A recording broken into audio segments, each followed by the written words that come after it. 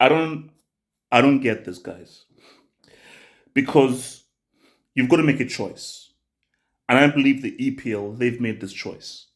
So the Saudi influence, what are they doing? This is sports washing, this is illegal. They're trying to have this illegal influence. You have to make a choice. You can't dilly dally. You have to make a choice. Either you're the free market, anyone can come in and do whatever they want, like the EPL, or there are harsh, stringent controls like La Liga and Bundesliga.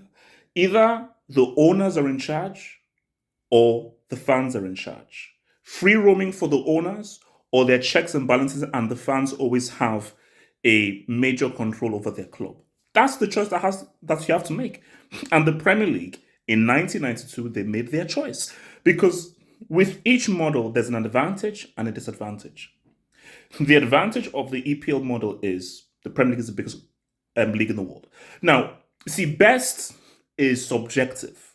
Biggest is objective because men lie, women lie, numbers don't.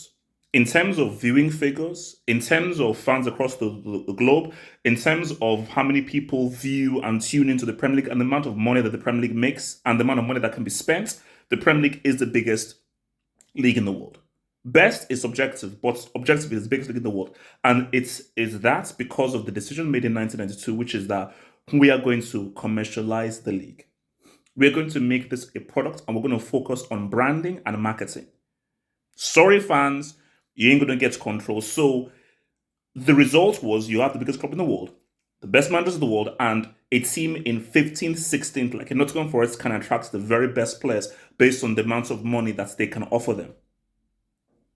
So that's just the reality. Now, the downside of that are hashtags like Glazers born in hell, FSG out, and so forth, and the war you will have between the fans and the owners.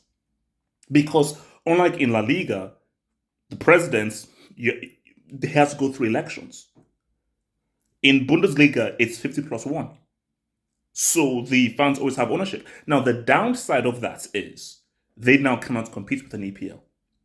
They now cannot compete in terms of attracting the very biggest players and able to offer them the biggest wages. But because this was a short video, we'll talk more about this on Sunday. We're going to have a Sunday hangout about the Saudi ownership and people's view. But where I talk with the Saudis is because, they don't really investigate with, what's happening with Chelsea and so forth. You created this monster. So Neville and Carragher, no. You can't talk. You created this monster. Because the decision was made in 1992 that this is what the Premier League is. Hence why Abramovich was allowed to come in. Hence why Sheikh Mansour, these guys were allowed to come in. So the Saudis, seeing what Abramovich was allowed to do and free to do, say, okay, this is where I'm going. These guys aren't looking at Bundesliga because they know how it works. They're not looking at Liga because they know how it works. So I'm sorry, you can't say anything about, this, we must investigate the Saudi influence, we must investigate this buying. No.